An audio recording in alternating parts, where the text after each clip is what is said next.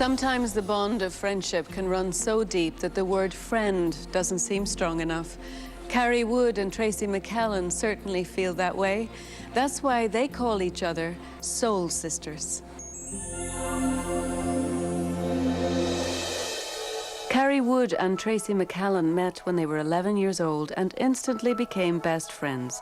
A unique and mysterious bond formed between them that remains to this day. We call each other soul sisters. We've always had like a karmic, cosmic bond, if you will. We communicate a lot without really speaking, you know, we don't really have to say a whole lot. That's always been kind of strange. We always know when one of us is feeling bad, whether it be just an emotional depression, a physical ailment. Several years ago, Carrie and Tracy found out just how strong the bond between them was when Carrie was rushed to the hospital with severe chest pains. And I felt like somebody was stacking bricks one by one on top of my chest.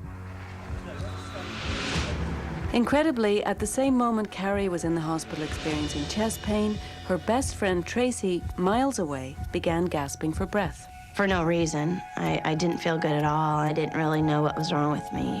I couldn't breathe. I was like hyperventilating. I flatlined at that point. Then I passed out. I dropped. Was Tracy's collapsing at home a sign of the miraculous connection between these two women? I believe that when I collapsed, it corresponded directly with her. I collapsed because she collapsed. It was too close in time. Carrie was in a coma for 6 weeks while her condition declined daily. Carrie was admitted with a viral pneumonia. It progressed into respiratory distress and then respiratory failure. And we literally did not expect her to survive. Her life with Robert Froelich and their 2 sons was in serious jeopardy. Yeah, they told us that they didn't expect her to live and that, you know, the chances were 5%. As the days passed with no improvement, everyone began losing hope, especially Carrie's mother. I just felt like the whole bottom had fallen out, that everything had been done that could be done, and there just wasn't anything else to do.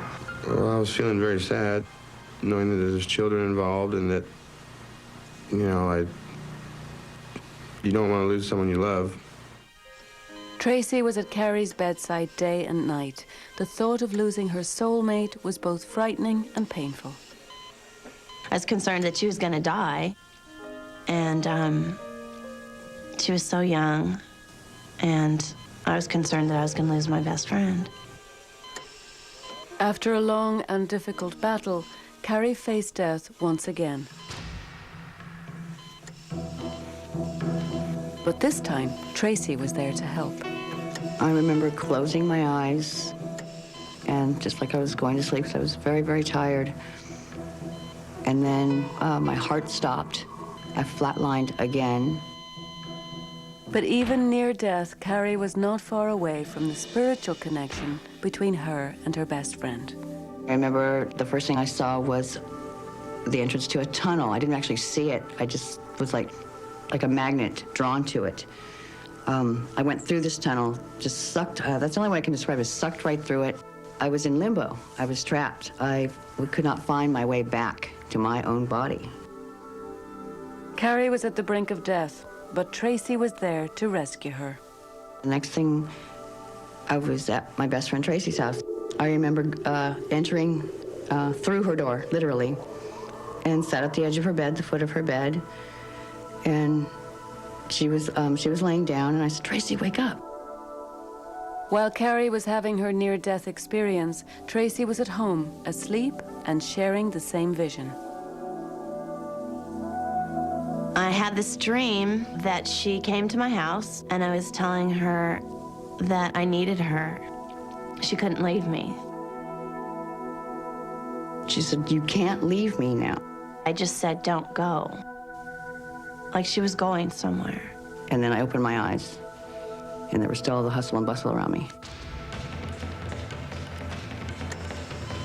Carrie regained consciousness and began a full recovery. It was only later that both friends realized that they had miraculously met each other on the other side. Months later, after I was already discharged from the hospital, I told her, I said, Tracy, I said, I know I saw you. I said, it was so real. It's like I could touch you. When we started putting the facts together, it was a little scary. And the notes were just like parallel matching, kind of spooky. I owe a lot to Tracy in a lot of ways. Her helping me come back or convincing me to come back, the fact that even though I was nearly gone, she was still not going to let me go. Without a doubt, I attribute that to the soul sisterhood that we share.